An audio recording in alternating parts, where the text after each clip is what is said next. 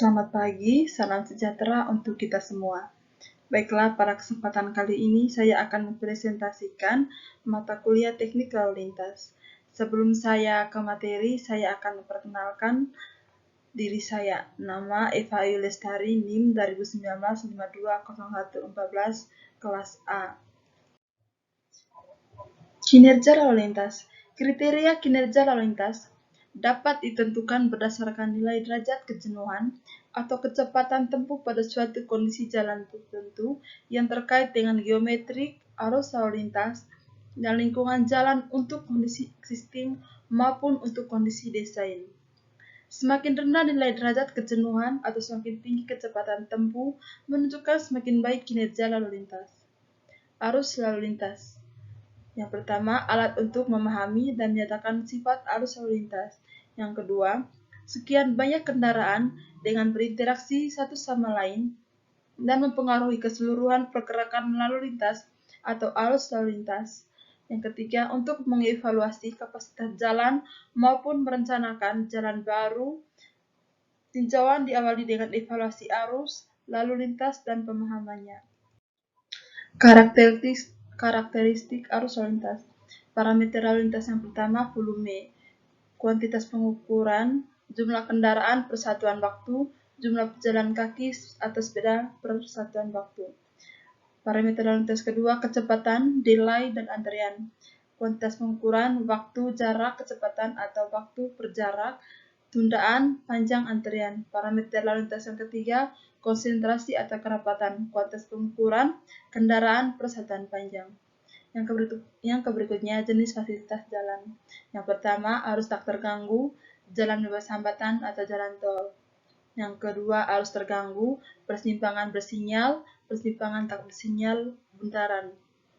Tipe jalan perkotaan. Yang pertama, jalan 2 lajur 2 arah atau 2/2 UD. Yang kedua, jalan 4 lajur 2 arah tak terbagi tanpa media 4/2 UD terbagi dengan median 4/2 D.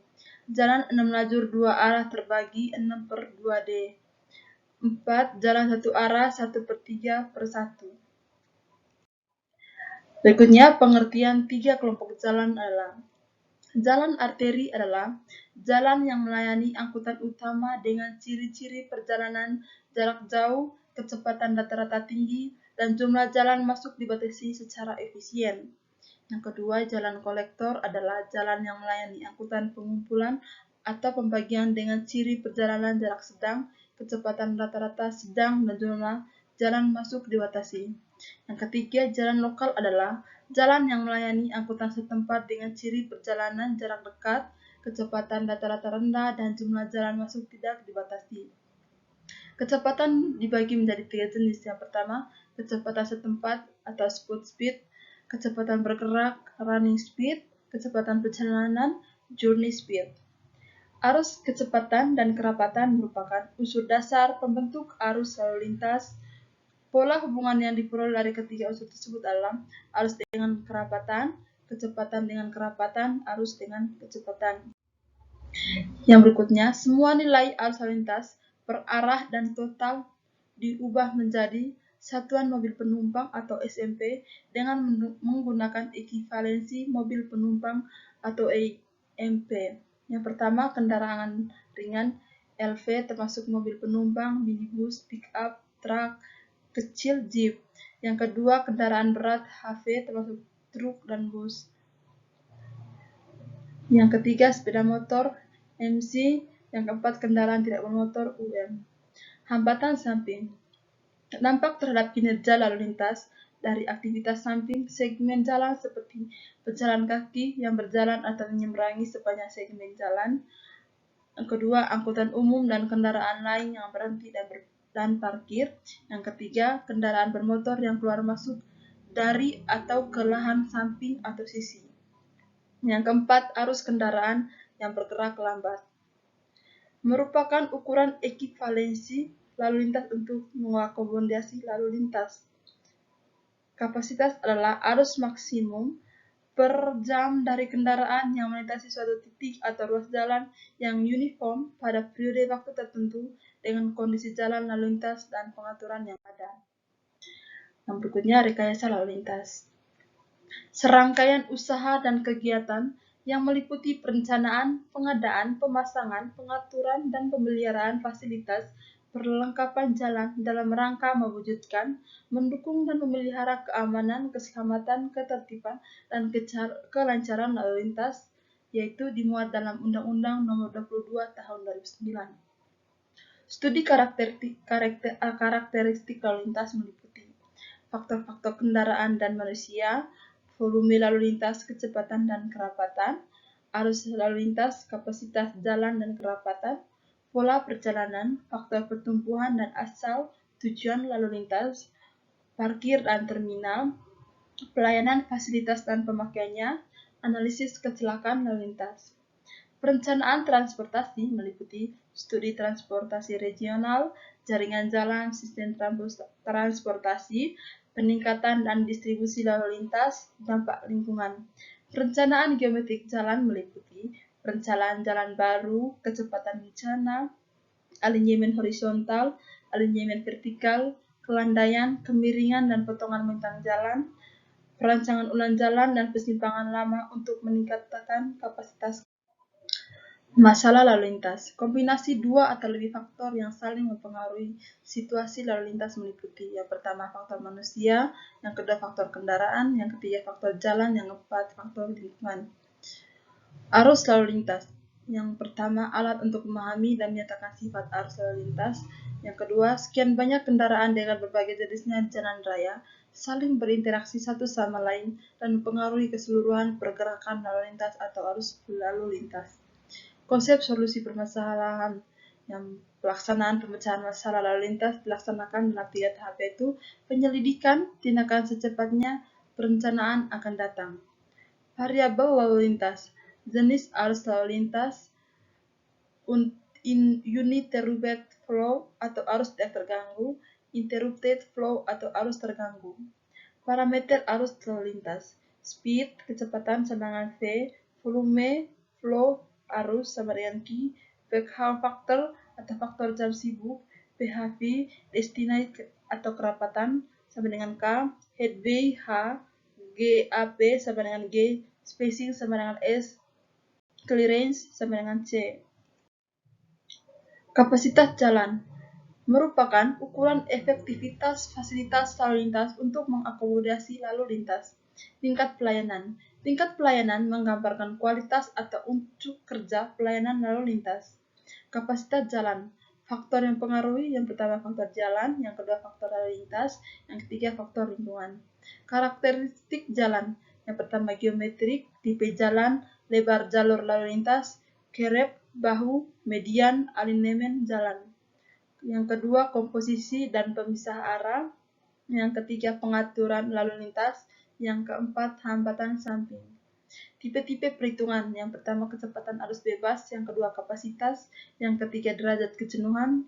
Yang keempat, kecepatan pada kondisi arus sesungguhnya. Yang kelima, arus lintas yang dapat dilebatkan oleh segmen jalan tertentu dengan mempertahankan tingkat kecepatan atau derajat kejenuhan tertentu. Andalalin. Serangkaian kegiatan kajian mengenai dampak lalu lintas dari pembangunan pusat kegiatan pemukiman dan infrastruktur yang hasilnya dituangkan dalam bentuk dokumen hasil analisis dampak lalu lintas atau PP 32 tahun 2011. Peraturan lain yang terkait andalalin. Yang pertama, Undang-Undang Nomor 38 2004 tentang Jalan. Yang kedua, PP Nomor 34 tahun 2006 tentang Jalan. Yang ketiga, PP Nomor 74 tahun 2014 tentang angkutan jalan. Yang keempat, Peraturan Menteri PU Nomor 20/PRT/M/2010 tentang pedoman pemanfaatan dan penggunaan bagian-bagian jalan. Yang kelima, Peraturan Menteri PU Nomor 19 atau PRT/M/2011 tentang persyaratan teknik jalan dan kriteria pelaksanaan teknis jalan. Yang keenam, Keputusan Menteri Pekerjaan Umum dan Perumahan Rakyat Nomor 2090/KPTS/M/2015 tentang penetapan ruas jalan menurut statusnya sebagai jalan nasional. Yang berikutnya, hubungan andalalin terhadap AMDAL.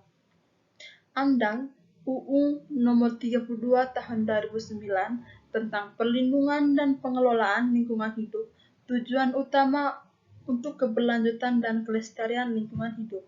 Antara lain, Undang-Undang Nomor 22 Tahun 2009 tentang Lalu Lintas dan Angkutan Jalan pada pasal 99 bertujuan untuk menciptakan lalu lintas yang aman, keselamatan, tertib, dan lancar. Analisis lalu lintas dalam antara lain. Yang pertama, analisis lalu lintas eksternal. Yang kedua, analisis titik-titik akses. Yang ketiga, analisis lalu lintas internal. Pemodelan lalu lintas. Yang pertama, model Greensill sesuai untuk rentang kepadatan tinggi hingga rendah. Model Greenberg sesuatu untuk rentang kepadatan sedang hingga tertinggi. Manajemen lalu lintas, suatu proses pengaturan pasokan atau supply dan kebutuhan demand sistem jalan raya yang ada untuk memenuhi suatu tujuan tertentu tanpa penambahan prasarana baru. Sasaran teknik manajemen lalu lintas yang pertama, mengatur dan menyederhanakan arus lalu lintas. Yang kedua, mewujudkan keamanan dan keselamatan berlalu lintas, angka kecelakaan. Yang tiga, meminimumkan gangguan terhadap arus lalu lintas. Yang keempat, mengurangi tingkat kemacetan lalu lintas. Yang kelima, terjaganya kondisi lingkungan dari dampak negatif lalu lintas dengan melakukan analisis dampak lalu lintas. Tujuan manajemen lalu lintas, mendapatkan tingkat efisiensi dari pergerakan lalu lintas secara menyeluruh dengan tingkat aksesibilitas atau ukuran kenyamanan yang tinggi, meningkatkan keselamatan dari pengguna, melindungi dan perbaiki keadaan kondisi lingkungan di mana arus lalu lintas tersebut berada. Yang keempat, mempromosikan penggunaan energi. Manajemen lalu lintas. Secara garis besar, manajemen lalu lintas dibagi menjadi dua kelompok, yaitu pertama, optimasi pasokan atau supply, yang kedua, pengendalian kebutuhan atau demand. Definisi parkir, suatu keadaan di mana kendaraan tidak bergerak dalam jangka waktu tertentu atau tidak bersifat sementara, dimuat dalam Peraturan Pemerintah Nomor 43 Tahun 1993. Lahan parkir, kompleks pertokoan atau perdagangan, kompleks sekolah, kompleks perkantoran, tempat ibadah, dan pemukiman. Identifikasi masalah parkir berdasarkan jenis moda angkutan. Yang pertama, parkir kendaraan bermotor, kendaraan roda 2, kendaraan roda 4, atau mobil penumpang. Yang kedua, bus atau truk, parkir kendaraan tidak bermotor, becak. Berdasarkan lokasi parkir, parkir di badan jalan atau on-street parking, parking di luar badan jalan atau off-street parking. Kecelakaan lalu lintas. Kecelakaan lalu lintas adalah kejadian di mana sebuah kendaraan bermotor tabrakan dengan benda lain atau terguling dan menyebabkan kerusakan. Oke, baik. Sekian presentasi dari saya. Sekian dan terima kasih.